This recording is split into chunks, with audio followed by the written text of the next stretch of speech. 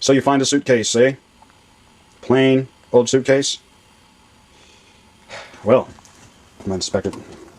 Looks pretty typical. Well, let's have a look inside.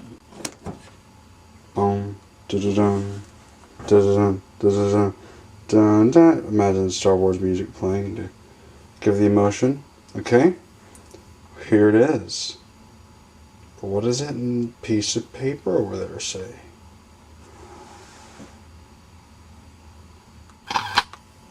Machine needs new belt. You'll see why soon. That's why.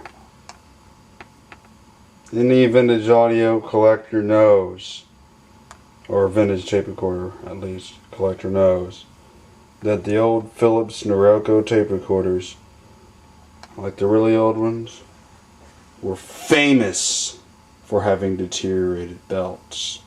And I'm talking famous, or better yet, infamous. But here it is. Got this machine at an estate sale. Luckily by now I've replaced the belts as well as a few leaky capacitors. There you can see a couple of the leaky capacitors. This isn't the original case for it, technically.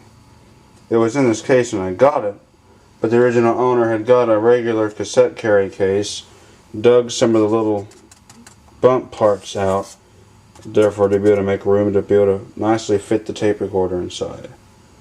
This tape recorder would have come with a leather case originally, but it was missing when I got it. Here's a manual for a power pack. This is the power pack, obviously no good anymore, but it's made to fit in where you would normally put 5 C-size batteries. It's pretty interesting. Here's the operating manual.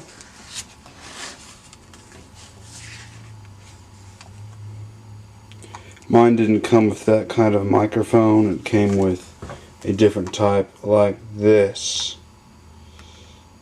It even talks about the tracks and everything. You know. And the original owner had even written notes on certain things, such as remote switch, start, red dot shows, off, white. No, you mean red dot showing. See, it doesn't have a detachable start-stop switch on this one, so she scribbled that out. Talking about taking out the tabs.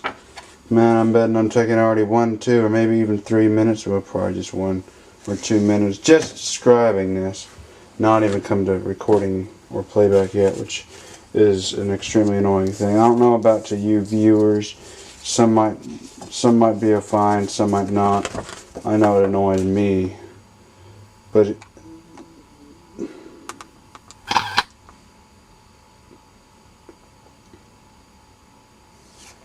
here's one neat thing. This is probably not the manufacturing date. It was probably from 1968. But it was bought, though, January 11th, 1969. And sold by 2, apparently. Stock number 150. Cassette recorder. Whatever that code is. Unit price $64.50. Must have been a discount because $52.97. 159, 54, 56. That was the state tax was 159. This is pretty neat, isn't it? Having the original, the receipt. No, it's just not, not expected to find a tape recorder at a jewelry place, but apparently that's where they got it. Look at that phone number. If that's for real. Man, it's not even the normal way it is anymore. Look at that. Spent enough time describing this, but I'm going to only be doing it more just to annoy you even more. Oh no! Here's a patch cord to record from a line source or to hook up to a line input on an amplifier. Here's a little stand for the mic. Here's a little adapter to hook up an external speaker. And there's a little twisty thing to hold the cord together. Here's a charger / power adapter to use with it in there. And several tapes, some original Norelco tapes. Norelco is the same as Philips.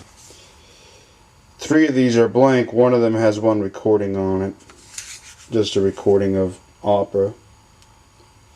And then there's other realistic cassettes which have recordings on them that were recorded with this machine. The original owner had recorded music off records. And, you know, she was thorough. She didn't just get the microphone and say, I'm just going to put it in front of the speaker and start recording stuff. She hooked the patch cord up. She set the recording level. I mean, it all came out good. Just have a listen.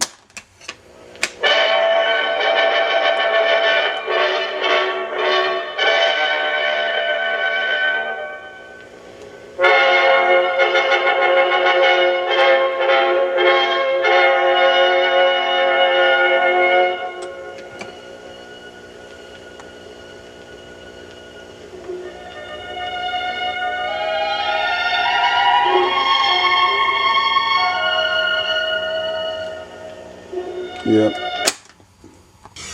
There's a thing that goes in for the tape. This is definitely going to be one of my 10-minute. I'm recording, the meter moves to the sound.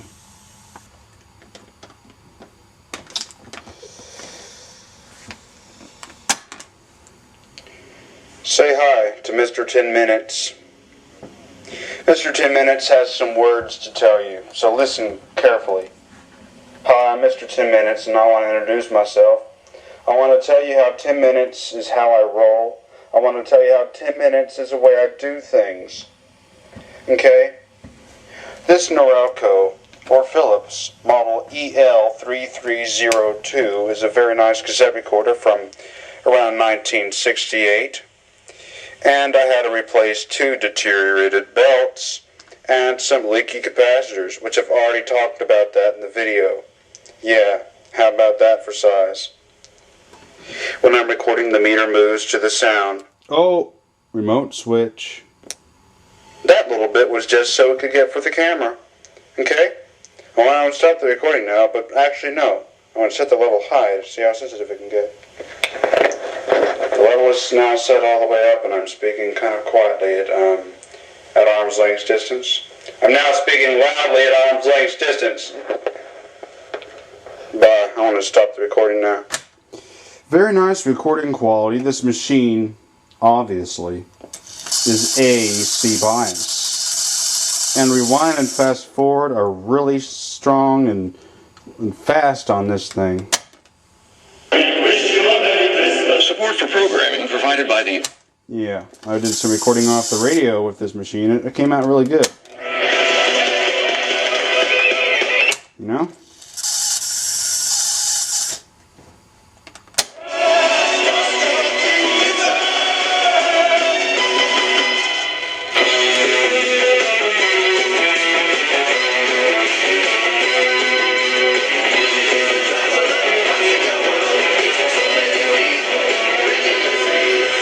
Very nice.